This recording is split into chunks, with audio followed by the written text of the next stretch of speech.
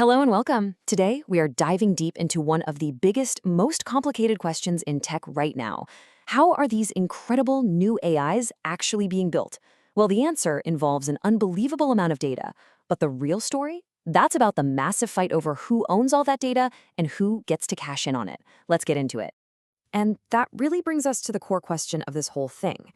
What happens when our ability to invent new technology completely outpaces our laws and our rules for how to use it? This isn't some sci-fi problem for the future. It's the legal and ethical battleground where the future of AI is being decided right now. So, to really wrap our heads around this, we're actually going to start from the inside. We're looking at an internal document, codenamed Project Sync, from a major tech company. And it's fascinating because it reveals how they were struggling with this exact same problem. Now, check this out. This one sentence from their own document just nails the central tension, doesn't it? On one hand, to build these really powerful AI models, you kind of have to feed them the entire library of human knowledge. But on the other hand, all of that knowledge, books, articles, photos, your posts, people made that stuff, and it's supposed to be protected. That's the fundamental conflict driving this whole AI gold rush.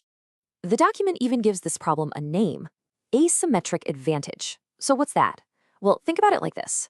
Your data, my data, all of our creative work online, it's all treated like a free public resource, just there for the taking. But the multi-billion-dollar AI systems that are built on top of it? Oh no, that's completely owned and controlled by the company. It's a one-way street.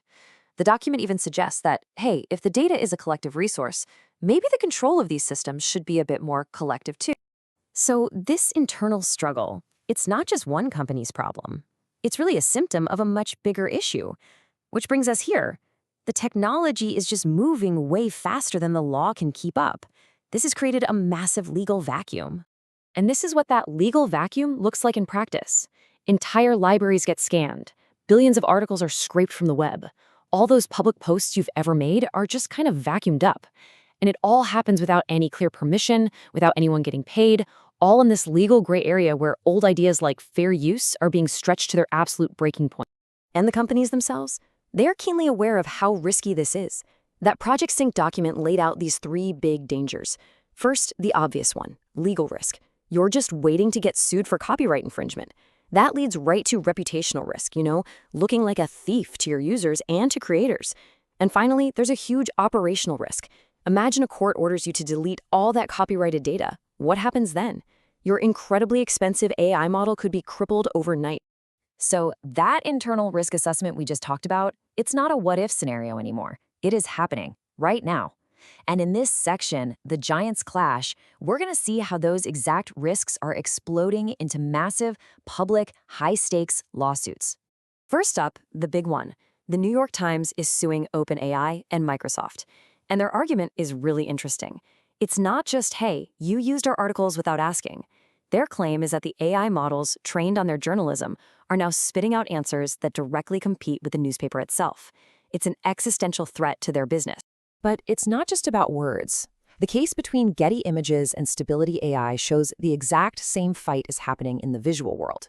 Getty is arguing that millions of its copyrighted photos were scraped without permission to train an AI that can now create pretty much any image you can imagine, including, Getty claims, images that copy the unique styles of their photographers. And this brings us right back to where we started, with that initial worry about books. The Authors Guild, which represents thousands of writers, has filed lawsuits making a very simple point. Our life's work, our novels, have been used as free fuel to train these massive AI systems that could very well devalue our entire profession. Okay, so we've seen the problem from the inside with that internal document, and we've seen it from the outside with all these lawsuits. It's a mess. But now, in this next section, we're going to see how a new set of rules is starting to take shape out of all this chaos. We are absolutely witnessing a huge shift in thinking here. The old way, the Wild West of AI, was basically just scrape everything. If it's on the internet, it's fair game. That's just not going to fly anymore. The new approach that's emerging is all about transparency and consent, actually recognizing who owns the data and asking for their permission. And this isn't just a nice idea. It's being written into law and built into technology. You've got the huge EU AI Act, a world-first law that forces companies to disclose what copyrighted material they're using.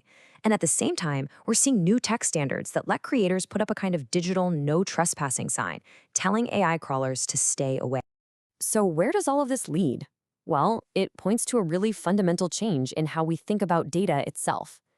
Which brings us to our final section, the big shift from seeing data as a free resource to seeing it as a valuable asset.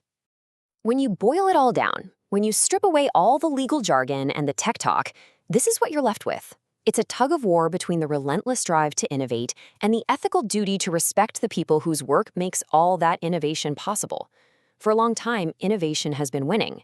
The real question is whether the scales are finally starting to balance out. And that points to what really seems like the only responsible path forward: sustainable AI development. It means companies have got to stop treating the internet like an all-you-can-eat buffet and start treating data as a valuable asset that you license. A world where creators have control, where they're asked for permission, and where they are recognized and often paid for their contributions. That seems to be the only way to build public trust and a future for AI that actually lasts. So, we end on this. This is the question that all the lawsuits, all the new laws, and all the public debate is really trying to answer. The future is absolutely going to be built on data. But who gets to own it? The millions of us who create the raw material of that future, or the handful of companies who have mastered the technology to process it? There is no easy answer here, but how we choose to answer that question will define the world we live in for a long, long time.